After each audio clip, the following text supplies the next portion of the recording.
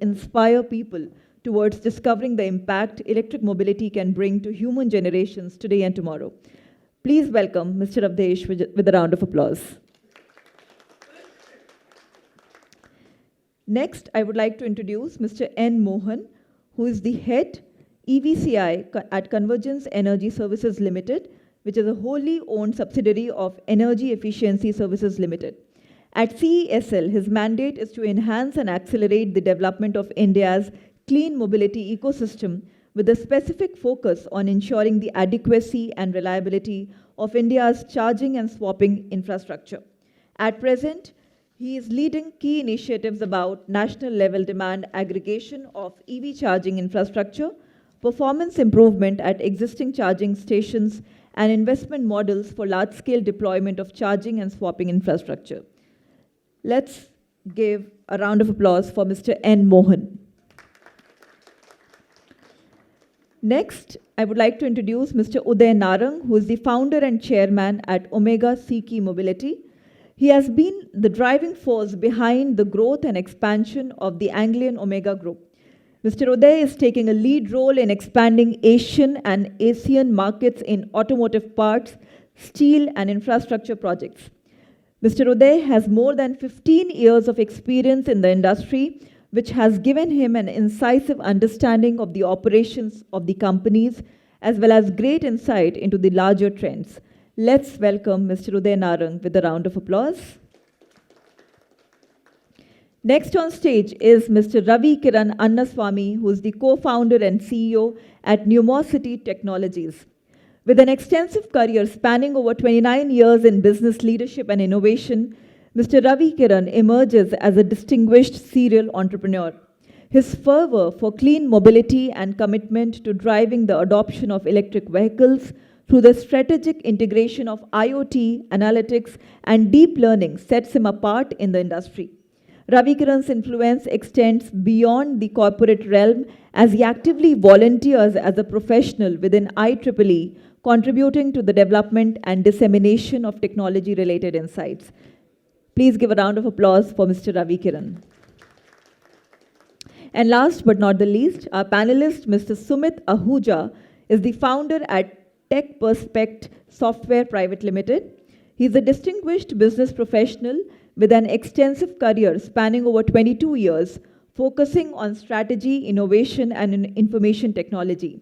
As the founder and director at Electrify, Sumit is the driving force behind the company's success, leading transformative initiatives and fostering enduring relationships. Let's give Sumit a round of applause. And this panel will be moderated by Mr. Pritesh Singh from NRI Consulting and Solutions India Private Limited, which is also our knowledge partner. Over to you, Mr. Pritesh.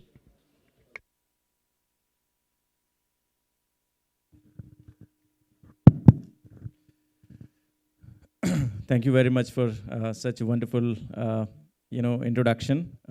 Generally, I try to do the introduction, but you did this on my behalf. Thank you very much. And this is a mix of, panel from which we can expect, very, very knowledgeable discussion, which is going to cover also all part of the charging infrastructure. So we have representatives. We have very well-known faces whose, ideas and views are very well respected in the industry, like Awadesh ji, and we have representatives from Electrify. We have representatives from, Ravi ji is there. From Numocity, we have government representation also. From OEM, we have Narang ji. So let me try to ask some of the questions on which I would like to get their perspectives. So I would like, before I come to Uday ji and take the kind of perspective from the OEM side, my first question to you, Awadesh ji, is that, whenever we talk about electrification, we have been talking about policy. And in policy, we always talk about, central level policy, government, state level policy, FAME, PLI, PMP. Today also we deliberated a lot on that. But according to you, what has been the progress in terms of the policies from both the entities around the charging infrastructure?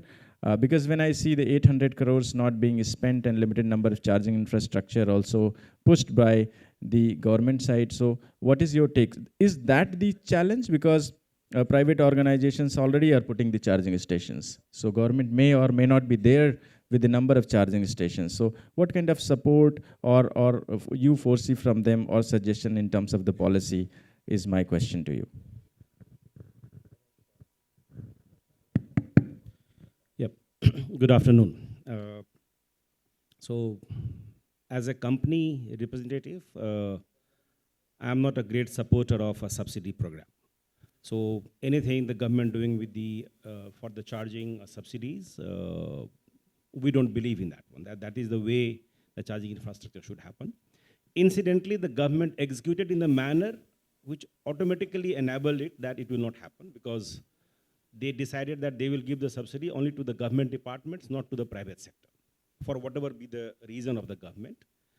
And now we know that we have spent close to around 200 crores, and then now remaining 800 has been allocated to the different oil marketing companies for setting up the charging infrastructure, mandatorily at their petrol stations. So private sector was not in the, from the government, under the government policies for setting up the charging infrastructure from the word go itself. So whatever infrastructure you are seeing as of now, today, yes, obviously we have few charging stations set up by the government agencies, but most of the charging infrastructure which you use is belonging to the private sector. And this has been set up with their own risk capital. There is no government subsidy there. So since I'm not a great believer in the subsidy, so I would not say that, I will not talk about that policies, but yeah, the couple of two policies where, or I would say the programs which Mr. Sinha mentioned, which is very, very important for setting up the charging infrastructure. The first thing came on 13th April 2018, when setting up the public charging infrastructure was made delicensed. And why delicensed is important is that in India, electricity is a regulated subject. Particularly the sale of electricity is a regulated business. Only the licensed entity can do it. And within, they have also jurisdictions. So at that point of time, the government was struggling that how should we do it? Should we go and have the franchise appointed by a DISCOM who will only set up the charging infrastructure? But then obviously, the industry, the private sector believed that if you make it licensed, then it will not scale up ever. And the first positive thing the government did, came out with the guidelines, Ministry of Power came out with the guidelines where they said, clarified that anybody can set up the charging infrastructure. So this is the first green tick, and this democratized the setting of the charging infrastructure. That's where you are seeing a number of charge point operators setting up the charging infrastructure across country. That's number one. The second important decision which was taken by, through the guidelines again, but it nudged the regulators to come up with a specific EV tariff, or considering the charge point operator or charging station itself as a consumer. So far, it was being considered as a commercial consumer, and you were being charged, or input price was being given at the commercial price. And there the government said that no, the regulator said that fine, it can be separate consumer itself for a distribution companies. And so like a domestic consumer, you have industrial consumer, you have commercial consumer. EV charging station also has been recognized as a separate customer entity, and now they are being given electricity connections under that category. And obviously this has a price which is closer to their average power purchase cost of the distribution company.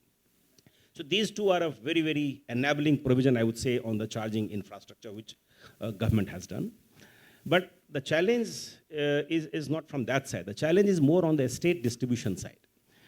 See, the problem with us, the organizers like the PhD, the CII, I don't mince word. So please forgive me for that one. The problem with us that we discuss these things in Delhi, Mumbai, and Bangalore. We hardly discuss these issues in Patna. We hardly discuss these issues in Lucknow, Gorakhpur. We hardly discuss in Gurgaon. The real discoms lie there. These are the private discoms, like BSES, Tata, or Adani in Mumbai. Bescom is a government entity, but it's doing good in Bangalore. But the discoms lies beyond these discoms. And the challenges which we face as a charge point operator, when we go to the ground, many of them are not even aware that there is a separate EV connections there. in their own regulations, in their own state.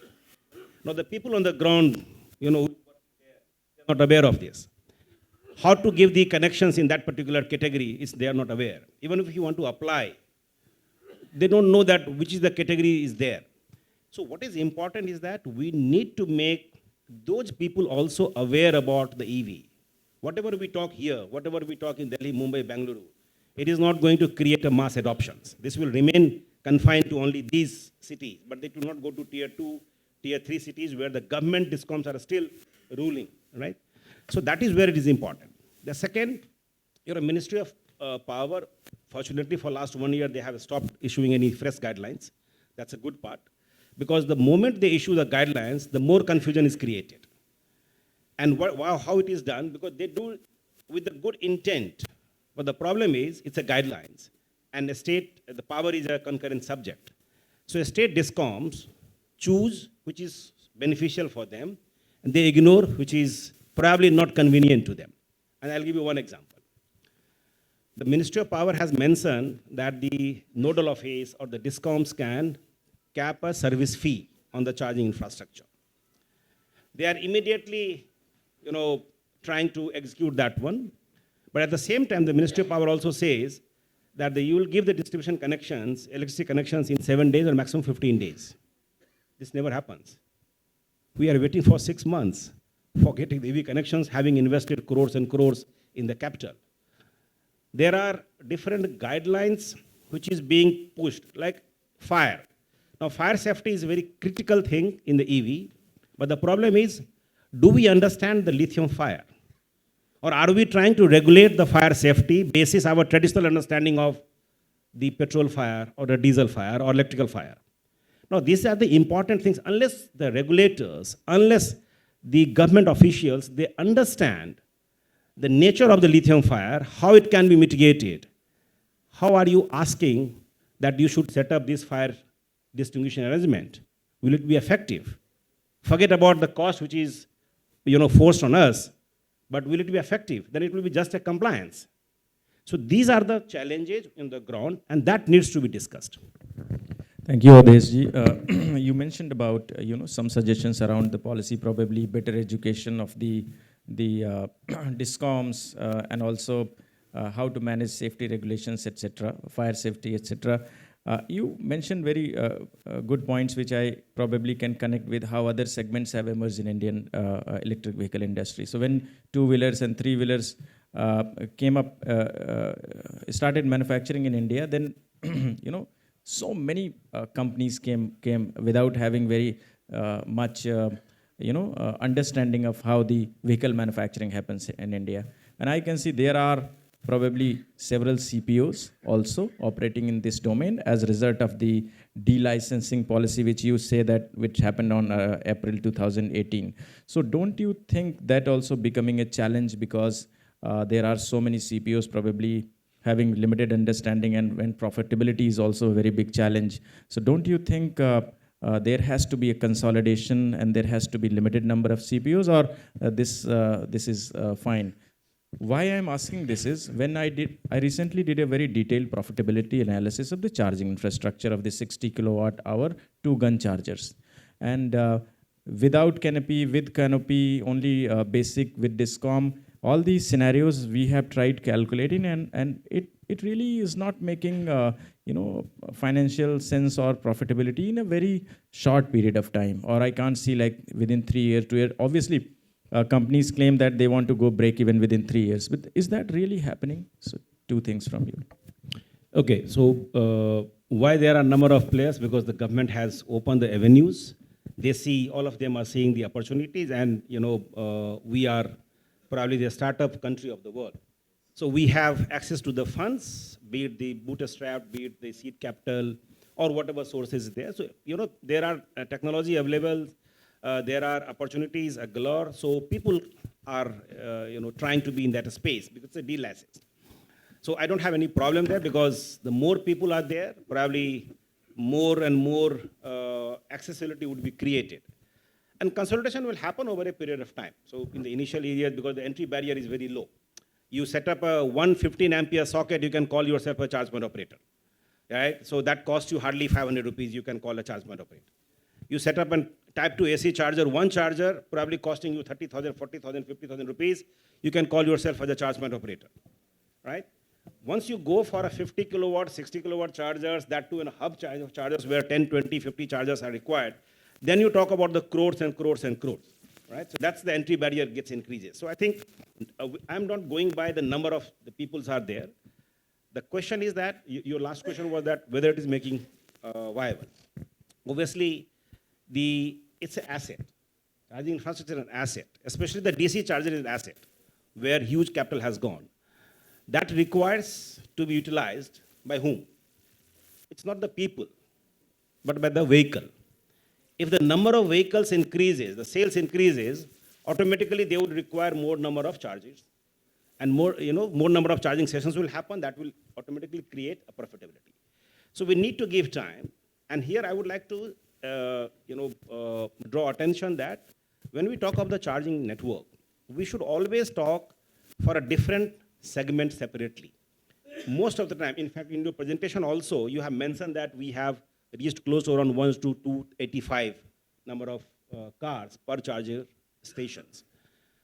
I would say, if we can have a segregations, because probably two-wheelers as of now, the Uday can speak about two-wheeler and three-wheelers more, but as of now, I believe that barring few battery manufacturers, none of them are allowing the two-wheelers to have the fast charging, right? Particularly in the personal segment. Battery size is 2 kilowatt or 2.5 kilowatt hour of battery, gives you around 80 kilometer of range. Now, for 2 kilowatt hour, if you charge on the 0.2C rate, 0.2C rate means you will be requiring 5 times of that. So almost roughly 5 hours you will be charging. So you will not come to the public place for 5 hours staying there for 2 units. So primarily, if you talk about the charging stations, you should segregate a four-wheeler, what is the total number of cars available on the road, and what is the total number of charging points. And as of now, as per my data, though there is no official consolidated data, but if I take your data, I think roughly around 6,000 to 12,000 charging points I'm talking about. Points, I'm not talking about stations. Because stations can have multiple points. Like if you go to petrol stations, you see 2 dispensers of petrol, 2 dispensers of diesel, each has 2 nozzles. So it means it can service that many vehicles at the same point of time. So what is a relevant KPI for us is this charging points. So if these are the charging points, so let's 12,000 charging points, that's as per my data. And I believe you have taken AC001, which is capable of 4-wheeler charging. You have considered DC001, that's also capable of 4-wheeler charging. And CCS demo capable of 4-wheeler charging. So I would consider that as a 4-wheeler charging, because CCS will not charge 2-wheelers. CCS will not charge 3-wheelers of Omega Seiki unless they go for that protocol, right? So if you take that as a charging points, means 12,000 charging points. And how many cars we have on the road? On electric cars. As of now, as per the Mohan data of January 2024, a gross stock of the electric car on road, which is compatible with AC001, DC001, and CCS, is 122,000 cars. Now, 122,000 cars, 12,000 charging points. What is the ratio? 1:10. You wanted 1:6. We are very much there. Where is the gap? But the moment you say 12,000 charging points of 36 lakh EV, on that 36 lakhs EV, you have probably 35 lakh 2-wheelers or 3-wheelers, right? Then the ratio gets skewed, but they don't require the chargers. So I'm saying that the narrative also, to the customer, also we need to communicate very clearly that what is the information we are giving, what is relevant for that segment. So this is important. Yeah, very interesting. So I'll move to Ravi or Sumit for the next set of questions. You mentioned that, Ahuja mentioned about Sumit that probably if we calculate the 14,000 number of charging points and if we look at the UIO, units in operation of electric cars, probably it's 1:10. But if we look at like a 2-wheeler, 3-wheeler, all kind of vehicle segment, it goes beyond like 100, 1:100 or so. Which means, so by going by this logic, we can say we have enough charging stations, and I agree on that we have enough charging stations. If I have electric vehicle, I want to charge it, probably easily I can identify a charging station. So now that's fine. Problem number one is solved, but there are bigger problems. Now how to find out that charging stations? How people are finding out? First, you need to check on Google. Majority of them are doing like that. Okay, charging stations near me, it will give you the list. And then you need to have the application of those charging station providers, CPOs. You need to have some money in the wallet, and then you basically drive to that charging location. And in many of the cases, those charging stations are not working. So either gun is lying down on the floor, it is unmanned, there is nobody to, consumers are also not aware how to kind of utilize, how to connect even the guns, etc. There are these kind of problems starts happening. So obviously discoverability is a challenge, but then the quality of these charging stations are also connect. Here I will give, please allow me to mention one more point. Probably it's not a challenge from the CPOs, but OEM side, when enter into this business, they just want to show the number of chargers probably on their application, that we have thousands and thousands of charging stations, and then to whosoever they are collaborating may not take care of those charging stations, can also be one scenario. So how do you foresee the technology solving these problems? Because I do not foresee you put up somebody who helps people going there and takes care of the charging station. So in your opinion, what is the technological advancement, or whatever is your suggestion to solve this? I'll take your opinion, then Ravi on this. Okay. Thanks Pritesh for that question.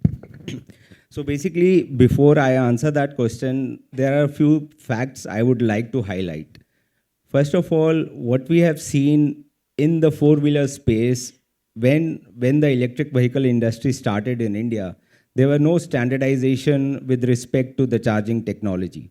Now, it has been some time now that CCS as a standard for fast charging and AC type 2 as a standard for slow charging has been there set by the government, which is very good, because if you want the growth of electric vehicles to happen, and that too at a fast pace, standardization is very important. So yes, standardization for fast charging and slow charging has happened in India for four-wheelers. But when we speak about standardization for two-wheelers, that standardization has still not happened. And when we are talking about figures where we are saying around 95% of these electric vehicles on the road are two-wheelers and three-wheelers, there the standardization of fast charging for two-wheelers has not happened at all. So first, there's a need for standardizing charging technologies for two-wheelers and three-wheelers as well. So when we say that, okay, there are 12,000 charging points on the ground, nobody knows how many of these are AC001, how many are DC, and then how many are working. So there is a lot of confusion in the market, not from the side of a OEM or not from the side of a CPO, but proper education, proper training needs to happen to the general public as well, those people who are purchasing electric vehicles. So if I'm purchasing an electric vehicle, I'm sure that as an electric vehicle owner, today I may not know if I want to do slow charging of my vehicles, what all options are there. If I want to do fast charging of electric vehicles, what all options are there. So that training, that education needs to happen. There can be multiple things like road shows that can be performed by the industry, so that general public is aware of what all charging technologies are available in the market for the vehicle that they purchase. Coming to the next point is, how do I find whether a charging station exists and where does it exist? And if I go to a particular charging station, would I find that it will be working or it may not be working? So that is again a tough challenge when we see from the perspective of this market still being a nascent market. But yes, there are people, there are organizations working behind the scenes with OEMs, with charge point operators in solving this complex puzzle. And a lot of this has already been answered in markets like Europe, which are more mature than India as a market. But in India, yes, people understand that these are challenges, but at the same time, people are taking steps. So one initiative that technology companies like us, what we have taken is there needs to be a technology platform where all these people could come onto a single platform and work together for the growth of the electric vehicle ecosystem in the country. These ecosystem partners or players could be OEMs, these could be charge point operators, these could be utilities, and then these could be also technology companies like us who are building this platform. So as a technology company, we need to have deep insights into how this industry works and how to solve this puzzle. So we are taking steps, and I'm sure many other technology companies are taking steps to solve this puzzle step by step. And today, on this occasion, we are happy to say that yes, the things are working. Yes, it is taking some time because bringing together various ecosystem players onto a single platform requires time, requires maturity from all these organizations to accept to. But ultimately, we have seen, so last few months, Hyundai launched an EV charging platform from their own app. Now, when you go to their own app, and as a Hyundai customer, when I go and purchase a EV from Hyundai, I would have this ecosystem on my Hyundai app where I could see charging stations belonging to different charge point operators. So I do not need to go to multiple apps, download multiple apps, and start charging. If I purchase a vehicle from Hyundai, I have a My Hyundai app. Today, if I go and purchase a vehicle from Mahindra & Mahindra, they have an app where all these charging stations are being aggregated. So that was one of the complex problems to solve, that if there are 50, 60, or 70 operators, each of them have their own apps. So for a user, that becomes too difficult. So people are taking steps to solve this problem by aggregating all these onto a single platform from where the user can do these charging sessions. Right. Ravi, very nice point about aggregation, etc. I think after one or two questions, I'll take opinion from all of you. I think you are hinting towards roaming. But before, Ravi, for you, the question remains the same as well. I would like to assume that technology companies are able to solve these challenges very soon in near future. Then do you also think we can go out and build capabilities first outside or together in India and outside and leverage our technological advancements or the capability?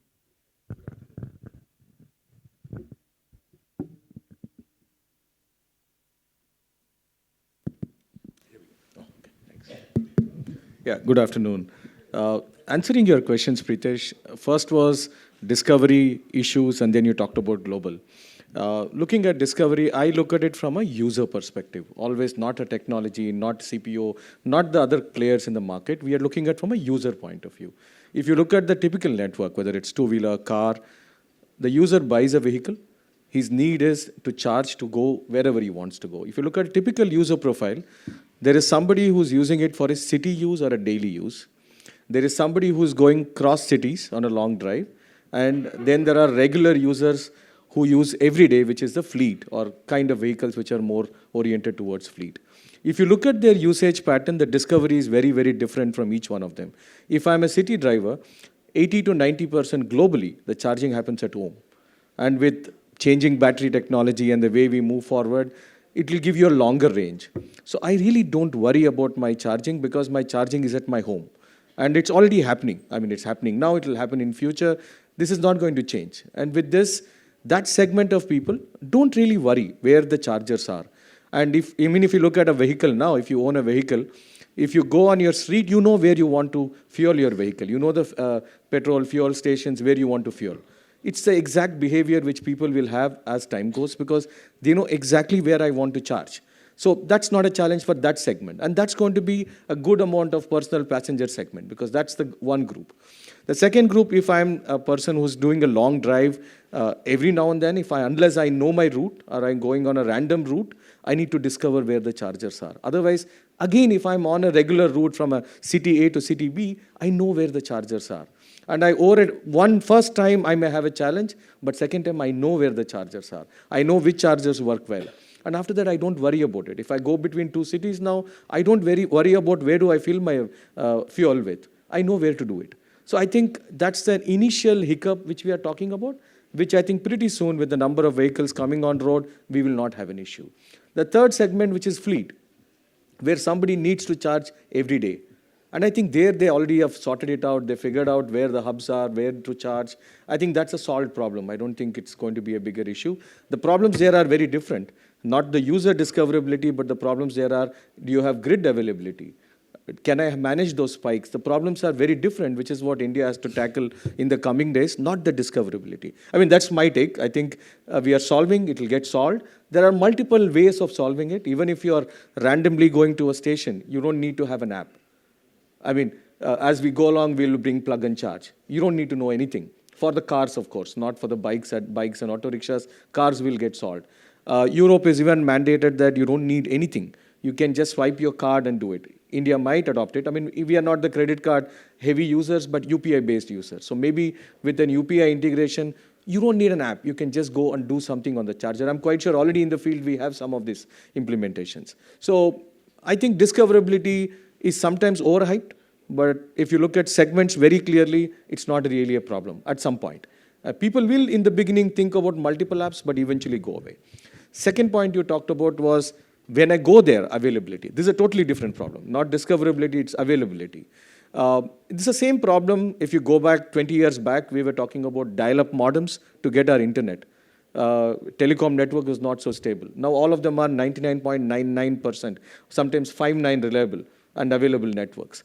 The reason is over a period of time, the fault management of these, the network management of these were done so very well that now we are able to provide this level of stability and security. It's early days in charging networks. Over a period of time, maybe in the next 2 to 3 years, you will see a lot more stable networks. That's on the availability point. I mean, there are a lot more things, but not getting into technicalities of it. Third aspect, you talked about global. I think in the morning, Mr. Sudhanshu Sinha was talking about make in India, made for India, and throw it in India or something like that I think he mentioned. I would say other way around, as a digital players, we have seen other way around use. We have made it in India, made for India, and actually used by 20 different countries. And they are very, I mean, we are very proud when we make it work in those countries because what worked here works there. And there is a huge learning from the other markets because some of the markets are slightly more advanced. The problems they are facing is much different. And when we solve those, we see a huge learning opportunity to bring those into our market and solve it here also. So I think as an Indian company, it's always a big opportunity. Correct. Made for global and made in India also worked, I think, in IT industry. Absolutely. So I think now I will go to Udayji and then Mohan, and I'll ask same questions to you. Udayji, Sumit mentioned about no standardization or the requirement of a standardization in the two-wheeler and three-wheeler industry. At the same time, we have an opinion about 80 to 90% of the charging happening, home charging happening, even in all kind of vehicle segment. So do you think there is a need for standardization in two-wheeler and three-wheeler? And also, what is the pattern of charging in two-wheeler and three-wheeler?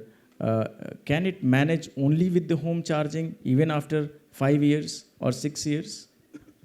First of all, I really want to say thank you to the PhD, Chambers of Commerce, and obviously British Sun, NRI Consulting, been doing some super work, and I'm a big fan of yours. You've been in this frontline work with us for a long, long time. I will say, first of all, before I answer your question, Avadeshji, really, I'm absolutely in agreement with you. But I'll tell you one thing. What drives me is, there are hundreds of problems. And, I spent 35 years between US and Europe. And जब मैं वापस आया, sorry थोड़ा हिंदी बोलता हूँ आज की date में, तो जब मैं वापस आया बाहर से, तो मेरी मम्मी जी ने एक ही चीज़ बोली, अगर तो कंप्लेन करना है, तो यहाँ से वापस चला जा. Okay, India is like this. But what excites me, where I'm, it's been quite some time, Pratishji, we've been working on this game for quite some time, is all those young people sitting in the back, especially the Nari Shakti sitting in the back of this room, these young people. We owe it to them to deliver, to make And Awadesh, you're absolutely right.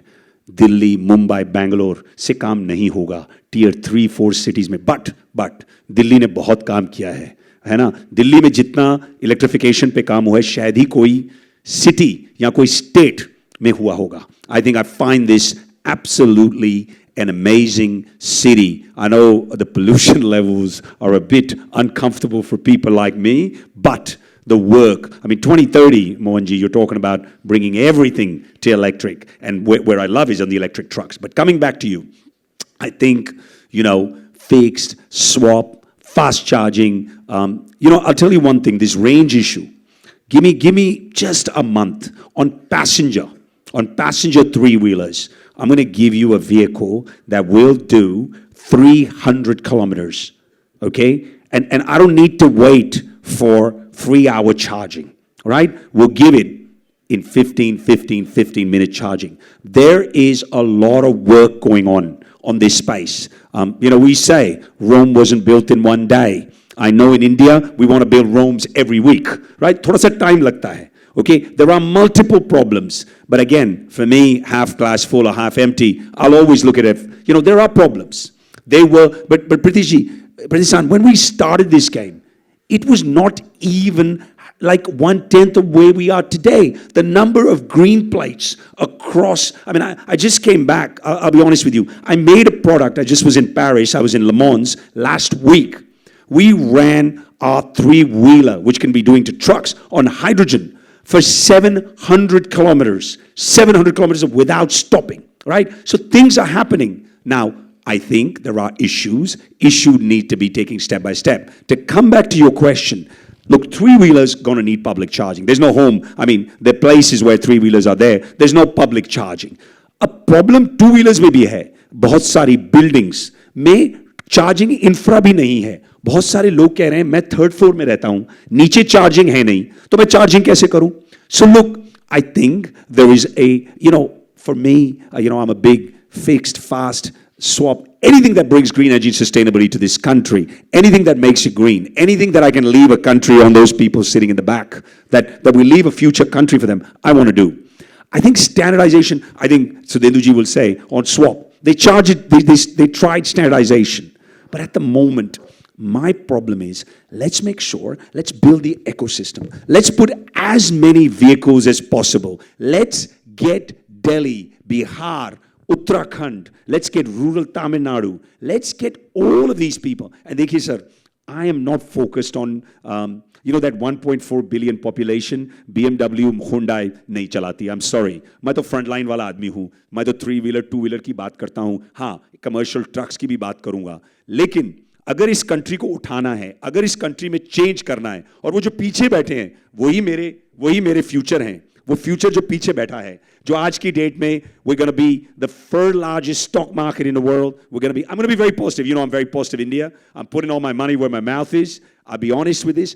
I think charging infrastructure will need to be standardized. But I think at this moment, see, the other school of thought is, if we standardize it, the technology players say it prevents innovation from happening, right? So there are multiple issues, but I do agree the 2 and the 3-wheelers have to be standardized on charging.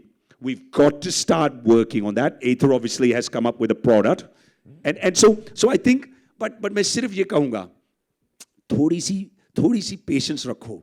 अभी तो trailer भी शुरू नहीं हुआ, picture की तो बाद में बात है. थोड़ा सा पेशेंस रखो. सब लोगों को आज ही चाहिए, लेकिन थोड़ा सा टाइम लगता है. मोहन जी बहुत काम कर रहे हैं दिल्ली में. मैं ये चाहूंगा कि this work goes to tier 3-4 cities in Moradabad, in rural Tamil Nadu, rural Karnataka, and in UP. आपका प्रदेश है प्रतीश जी, यूपी में और काम करवाओ. Thank you. Thank you very much. Always very nice to get your perspective, Uday ji. Now, moving to the Mohan ji. Mohan ji, I know you are doing fabulous work in Delhi in collaboration with government and also as part of CESL.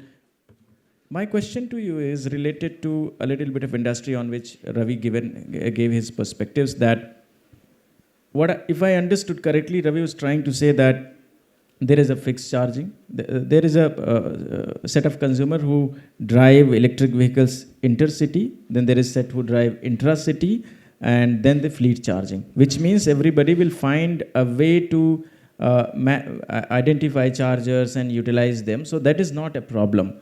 And going forward, he mentioned that the vehicle quality is going to improve, the bigger battery size and all those things. So currently, 80 to 20% charging is happening. 80% is the home charging. Do you foresee this trend changing in future? What the challenges, what I see in view of Ravi's observation is that we may not, shift to very soon on the larger battery sizes, right, given the economic conditions or the kind of market which we have in India. So you're going to see Tata Nexon kind of vehicle. Mostly everybody is pushing the SUV segment, smaller cars. So battery size between 30 to 60 kilowatt maybe is going to be the range in next 4-5 years, I believe. So I think the discoverability, payment, and all those kind of issues which are already there has to be addressed. What's your opinion on that? So thank you, Pritesh. Good afternoon to everyone. So maybe if you look at like 2 years down the line, starting from 2019 onwards, what has changed in the electric vehicle segment? Talking about two-wheelers and three-wheelers, maybe like 2019, we're looking at the battery capacity of 2 kilowatt hour, maybe like 3 kilowatt hour. Now, if you look at the current vehicle segment, it's almost like 2x. The two-wheelers, we're seeing the battery capacity as high as 4 kilowatt hour. Maybe the three-wheelers is going as high as like 9 kilowatt hour. If you look at the four-wheeler segment also, the initial batch of electric cars which were there in the market, which were from Tata and Mahindra, the battery capacity was somewhere around 18 kilowatt hour battery capacity. Now we are looking almost like 2x. We are talking about 35 kilowatt hour, 40 kilowatt hour, and even we have electric cars as high as 70 kilowatt hour battery and beyond also. See, the things have changed now because the battery capacity is increased, considering the fact that the users need to have the longer range. So the issue of the range anxiety could be addressed. To some extent, the OEMs are able to at least bring electric vehicle model and they're able to resolve these range anxiety issues. Now, as a charge point operator, what's a big concern now? Now, people talk about the charge anxiety, so which typically the Ahuja and even Mr. Uday also mentioned about, where a customer is going to a charging station and where he found the charger is not available or there are some other issues, which is restricting him to use those chargers for charging electric vehicles. Obviously, I think the public chargers would make a more sense for India. I think we should not compare the Western world, where we're looking at large houses with dedicated car parking space. Look at India, look at city like Bangalore also. How many houses have dedicated parking space to at least like build those slow charging points at the residential location? Look at city like Delhi also. We have some of the city urban locations where we find these housing societies with dedicated parking space. But it's not the same across all geographies across India. So India would strongly rely on the public charging stations, and there's a need for the India to build up more stations across length and breadth of the country. Look at, as per the CI report, there are some estimates that India would require close to 13 lakh EV charges for across all segments, which means we need to add up close to 2 lakh EV charges till 2030, considering the EV sales would reach around 5 crores in India by 2030. So there's a large volume of infra which has to be built up. If you see the trajectory also in the charging technology, it's changing very fast. In the 2019, for 2 and 3 wheelers, we used to put up the slow charging points. But right now, if you look at the charging, more preferred charging technology, it's more about the battery swapping station because the use and application has changed. Initially, the 2 wheelers were meant for the private use cases, but largely we see now these 2 wheelers are being used for the commercial application also, especially by the delivery service providers, maybe by some of the bike taxi entities also. The demand has spurred largely in last like 6 to 8 months of time. So people prefer to have more swapping solution for quick recharging, and also they would look at having the fast charging for their quick recharging needs. In the 3-wheelers also, I feel the battery swapping is taking a big step because the battery swapping ecosystem is also evolving. Right now, the issue is more about the proprietorship, non-standardization. I think gradually the people are understanding, depending upon the use case and the application, the things will take shape in the charging technologies. But for a CPO, investing in a battery swapping is a concern because as a public CPO, at least we want to promote something which is more universal or which is more applicable for across the vehicle segment. So battery swapping, unless it reaches a standardization, there would be a limitation for many CPOs to adopt. But in the four-wheeler segment, if you see, the industry has taken a big step. I must compliment the four-wheeler EV industry here. They uniformly are preferring CCS2 as their preferred choice for electric vehicle. The CPOs have a clarity, like putting up CCS2 charging station would make better business case as compared to other charging connectors. Because as a company also we have put up more number of Bharat DC chargers in the initial phase of our business. But there was a like downtrend because most of the four-wheeler OEMs have shifted towards the CCs2 as a preferred connectors.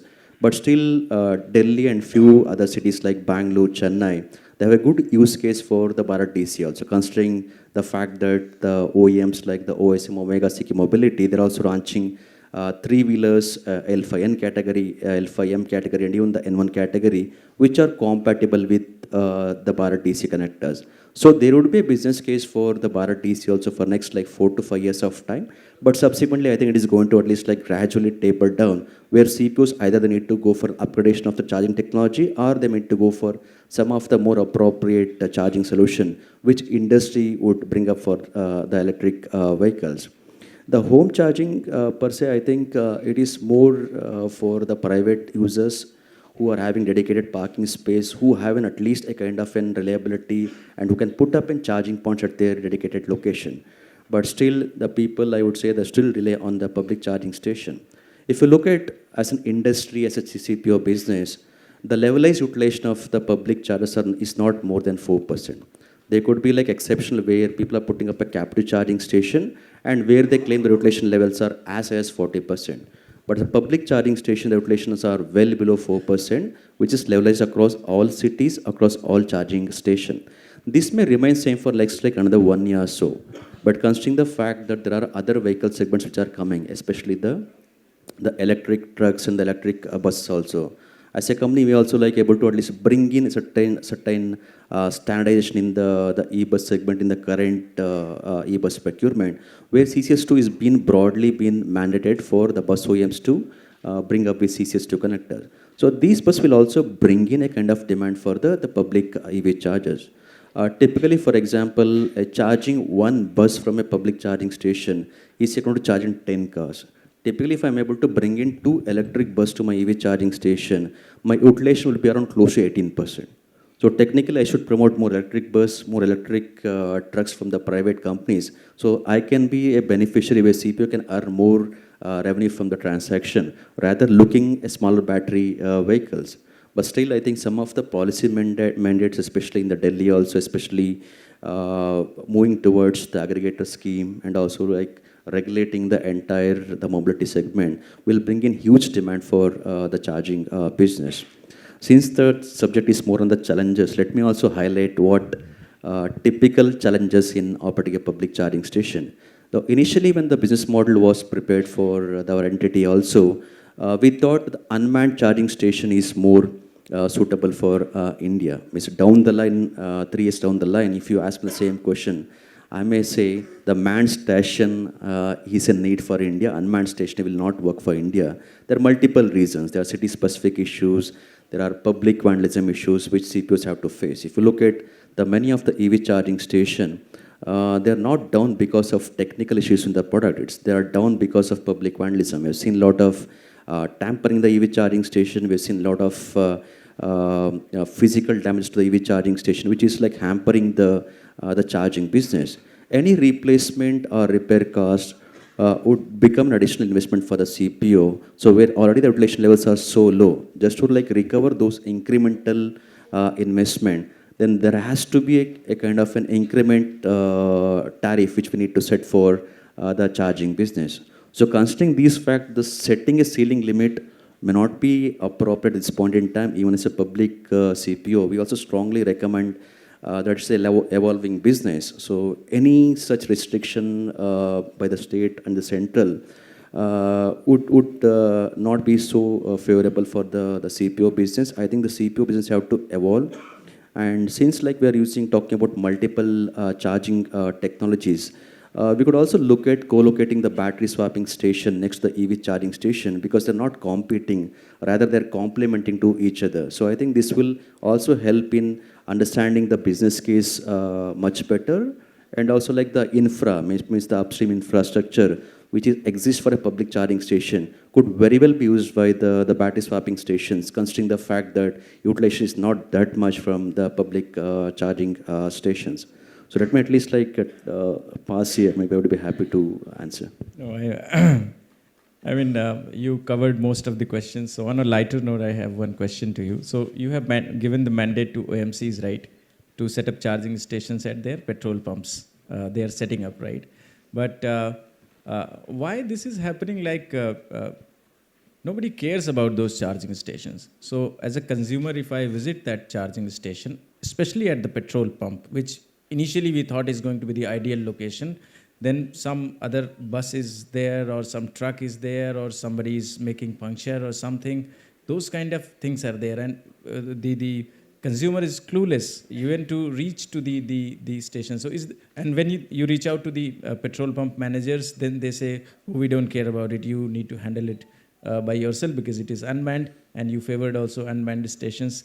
So can we do something? Because if more and more charging stations are put up there, definitely it has to be utilized. So are you aware about this issue, or should we do something about it? Or it's like, again, CPO business will evolve, as you said, and maybe they will put up something.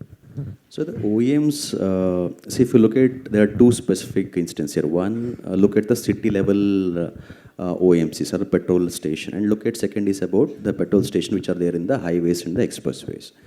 So both are different, because if you look at the highways, they have a large land parcel, and putting up maybe the multiple charging stations is much easier as compared to putting up a station within a city fuel outlet. And also city fuel outlet have a like limited area. So moment if they add a charging station, they may not prefer like the vehicle parking there for say 45 minutes. They prefer like the vehicle has to come and at least like pass quickly in less than like 2 minutes or 3 minutes. So at least they can accommodate more number of vehicles for their fuel station. Taking a clue from say IOCL outlets where they're putting up the battery swapping station, where they feel maybe the battery swapping station is something which is more pro kind of a thing for an fuel outlet, considering the fact that the vehicles will not come and park there. Rather like there's more a kind of an exchange of discharge battery with the charged battery. But nonetheless, I think the OMCs are taking steps, reasonable steps to put up these high charging station. But I think the space would be a limitation. But I see a strong case along the highways and the expressway where they have like large land parcels, and putting up a dedicated charging infrastructure makes more sense. On the commercial or economic aspects, look at the utilization level. See, as a CPO, if I'm able to at least like put say a 4% utilization, and even if I want to man those charging station, my cash flows will be negative. So in order to recover those cash flows, I need to go for an increase in the tariff. Then in that case, like it becomes more a burden for the EV users. Then why an user will come to a public charging station if I'm unable to offer an affordable tariff? So it's more like a complex challenge. But I think the industry as a CPO, maybe I think the public CPO and considering the fact that the private CPO like Fortum also, we need to have some incentive framework for sure. Maybe I think the mechanism could be structured similar to the electric vehicles. If you look at electric vehicles, the incentives are linked to the battery capacities. They say they provide say around X thousand rupees per kilowatt hour.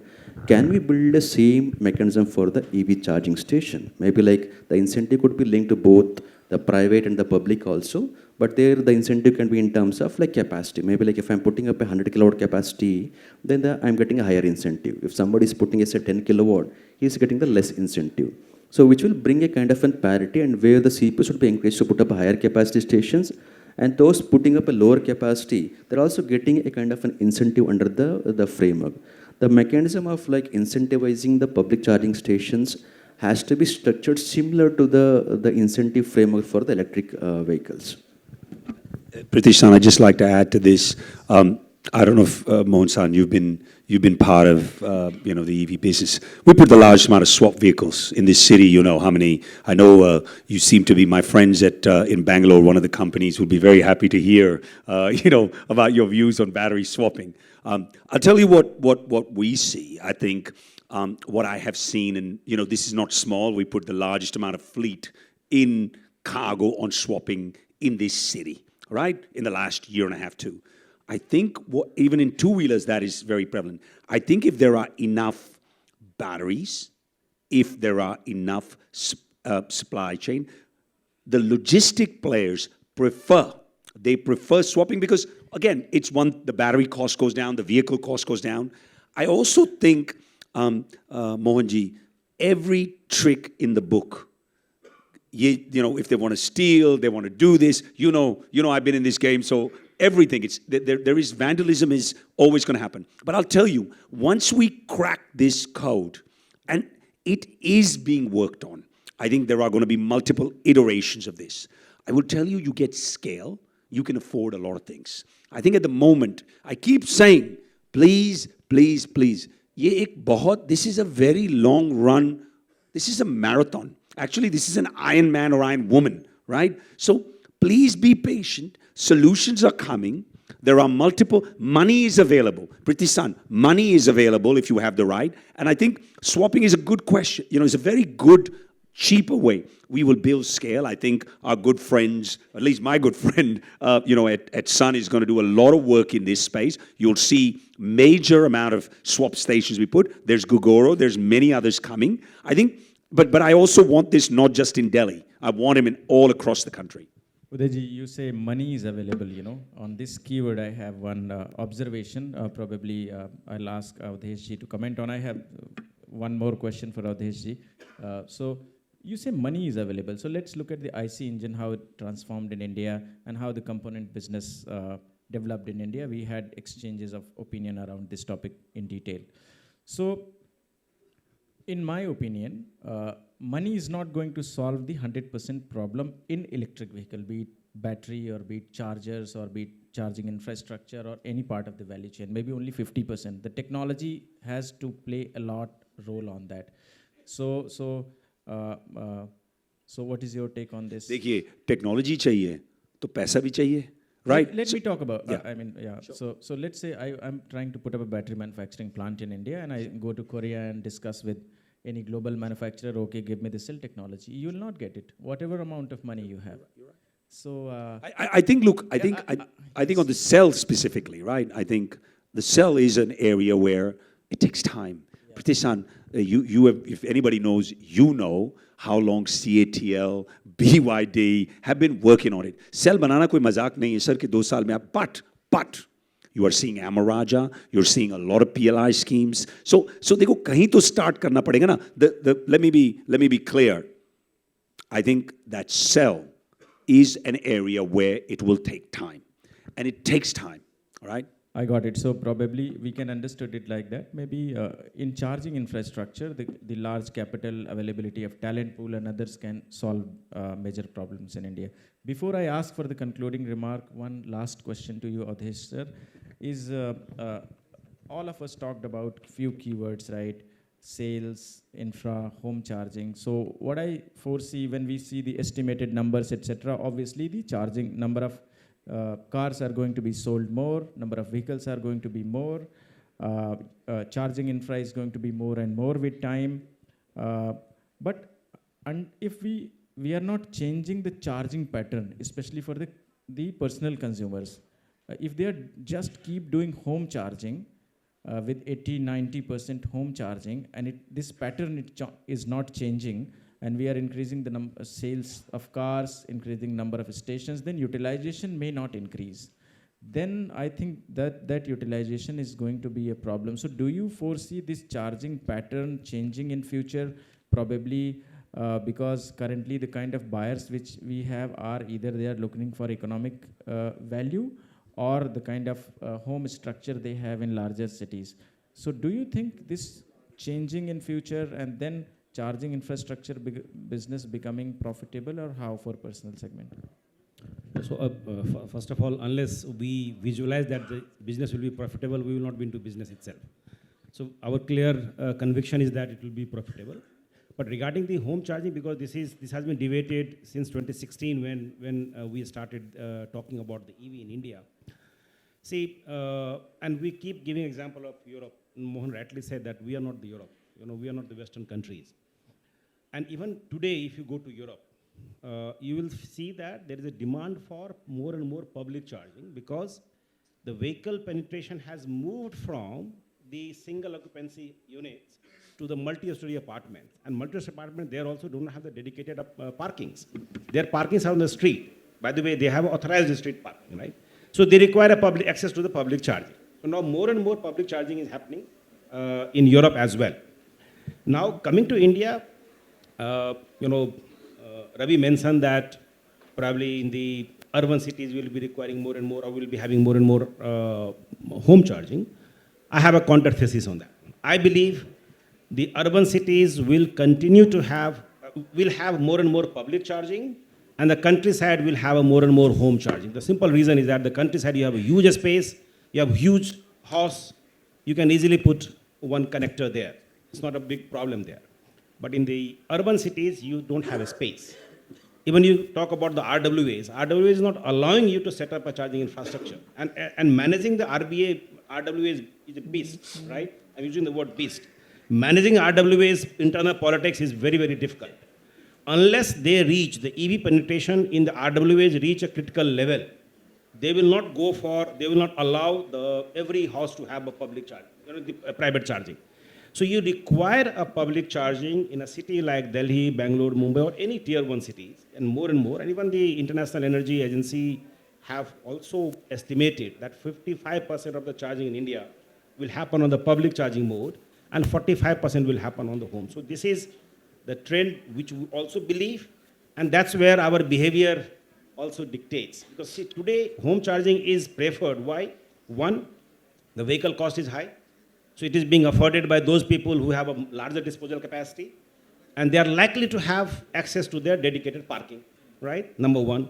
Second, OEMs are also, in order to convince them that, yes, go and buy the vehicles, I'll give you the charging. So they provide the AC charging along with the car. So you go and set up at your home, that's fine. You get access to that one. But how long OEM will keep pushing this to all the car users when the vehicle cost will come to 6 lakhs, or 7 lakhs, or 8 lakhs? Will they also support the EV charging? Probably no. So this is a matter of couple of years when you will see a lot of push from the OEM side. And that's why it will switch over to the public. And that's why we are bullish that in 2 years, 3 years down the line, will be much more economically viable. Yeah, as you said, Ahuja, definitely companies are going to be profitable, otherwise they will not be in the business. So we have some time, at least 5-10 minutes we have. So I think I would like to touch upon one very interesting question around roaming and payment of the charging station. So I was looking at the talk of Awadesh ji. He said, we don't need roaming now and ever.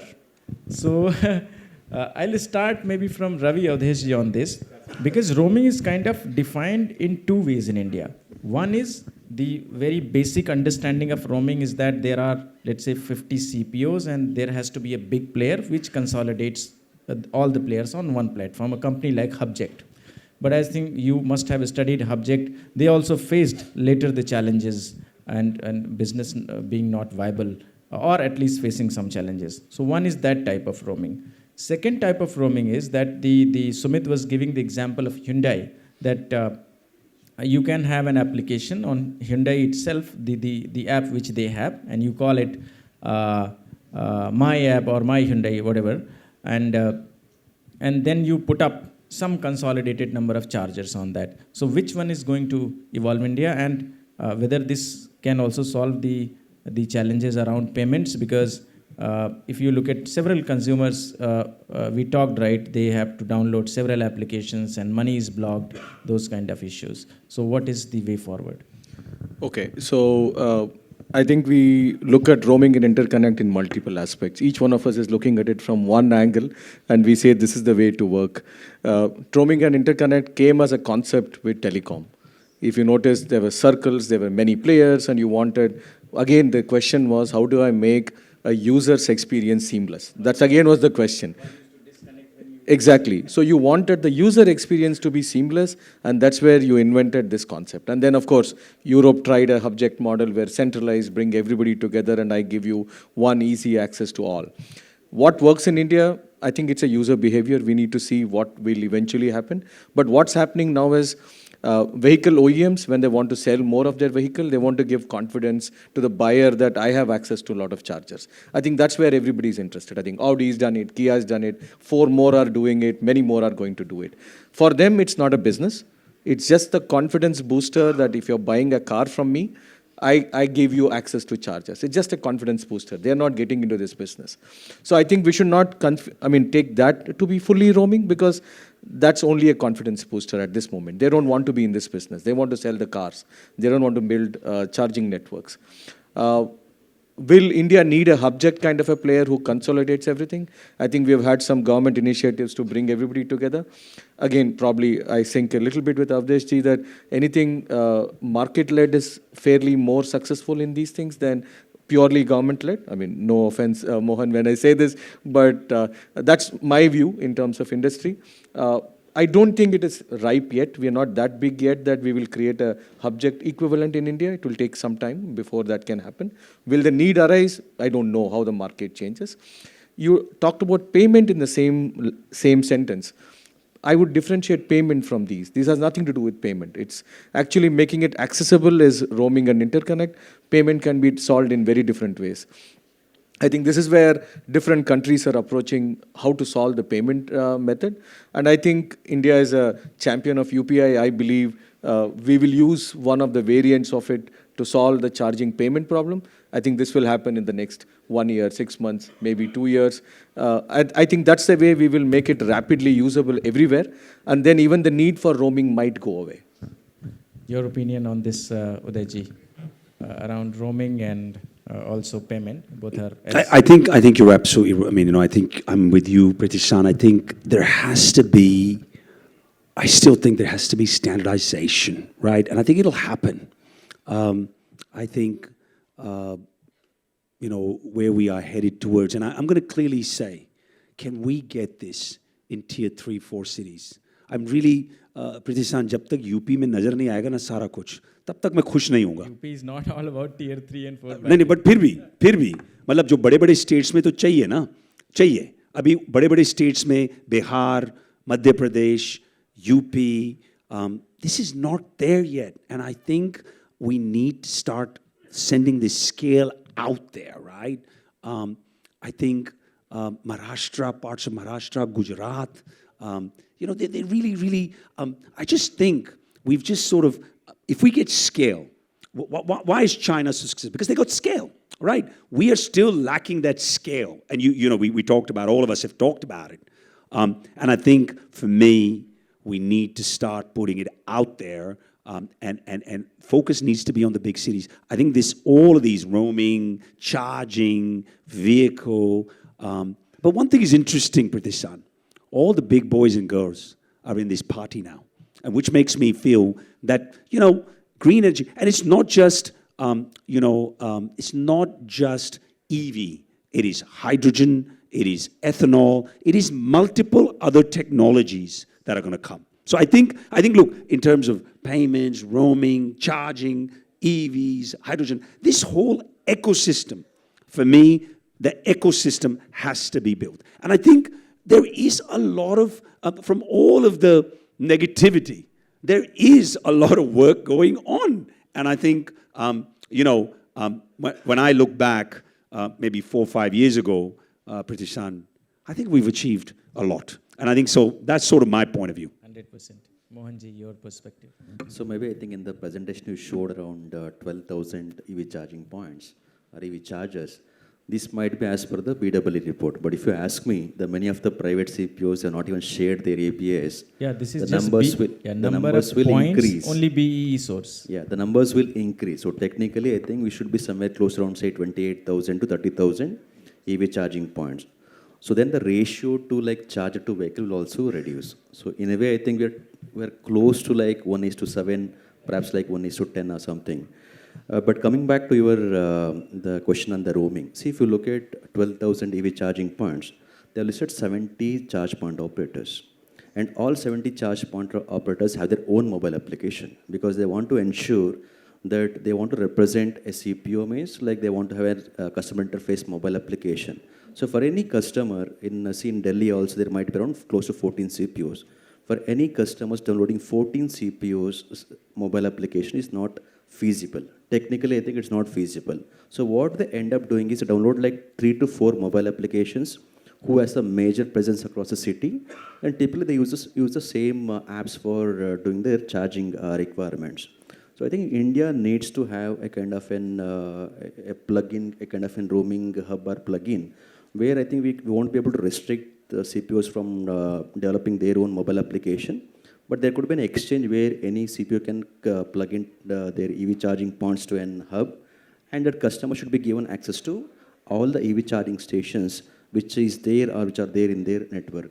So I think this would resolve multiple issues because the CPUs numbers are going to increase. I think right now it's 70. I think maybe like next year we might be having close around say 170. So I think it's not too far. I think the customers may have to download more than 100 applications in a mobile app, which is technically not feasible. So I think apart from the payment issues, I think the consolidation has to happen at the aggregation level.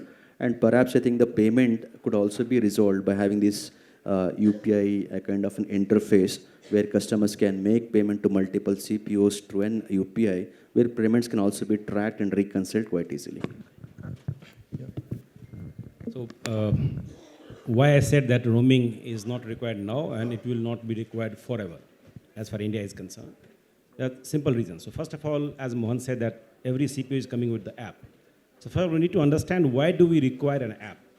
So there are two reasons. One from the consumer's perspective. Now today, EV is in a very early stage where the charging stations is set up in the nook and corner. It is not coming up in the main locations. You know, people are not able to visualize it. So how does the consumer know where is the location of the chargers, right? So that is the first requirement from the consumer's point of view. And that's a discovery part. How do you create that discovery? So you create an app, and on that app you create the locations, and that you require the people to download the app, register themselves so that they can access your network. That's one. Now, once the consumer comes to a charging stations, what do they require?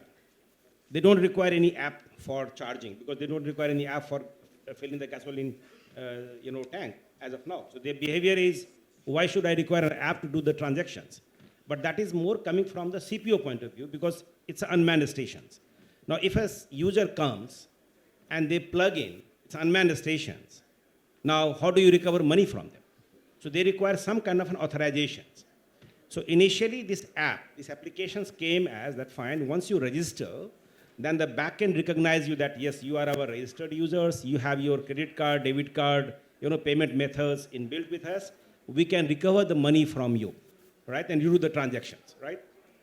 Now, so these are the two requirements. As far as discovery is concerned, we strongly believe that whatever the OEMs are giving the app, I am driving a car for last 20 years, and last 15 years, I have been given app by the car OEMs. I have never opened once.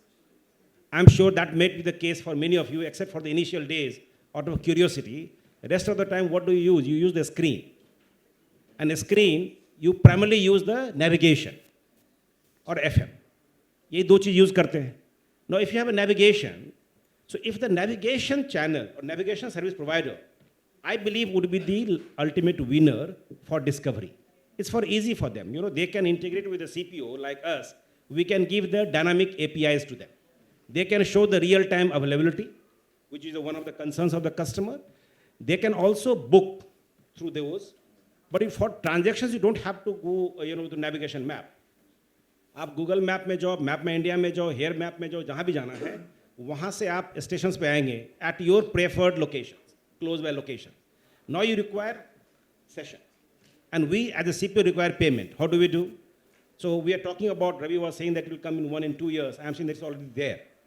We have already started for last 1.5 years, we are operating it, where you have to go there and scan the QR code on the charger. You scan the QR code, make a prepayment, the amount will be blocked. You do the transactions, and whatever amount is residual, that goes back to your whatever payment method you have used. So there is no requirement of app. So we clearly say here in the public place also, we don't want you to download our app and register with us. If you are able to locate our chargers by whatever means, you can come to our charging stations and you can do without any applications. So that is why I'm saying the app, because this is how we have been conditioned over 100 years. Correct. So why do we want to change the behavior? That's why roaming is not needed. Very quickly, Sumit. Okay. So I second Adesh's thoughts that yes, roaming might be needed for locating where the chargers are, what is the status of a charger, and payment is totally different from what roaming is. So it has nothing to do with roaming. But there are still use cases. So one of the use cases in Delhi, so if I am a BSES customer or a Tata Power customer, and I live in a society where there is a charging EV zone, and similarly, whenever I charge at BSES outlets, there are more than 100 outlets of BSES in Delhi. So I would be charged and my bill would come with my utility bill at the end of the month. So there are use cases where such a concept will definitely kick in, and I don't believe we don't need roaming. Yes, in the initial year, roaming is very important, but at a later stage, it may only surface certain use cases, but we believe it will certainly be there in the long run. Thank you very much for all your opinions and perspectives. It was very nice discussing with you. All of us are here, so in case any question, you can take that during the lunch break. Thank you very much.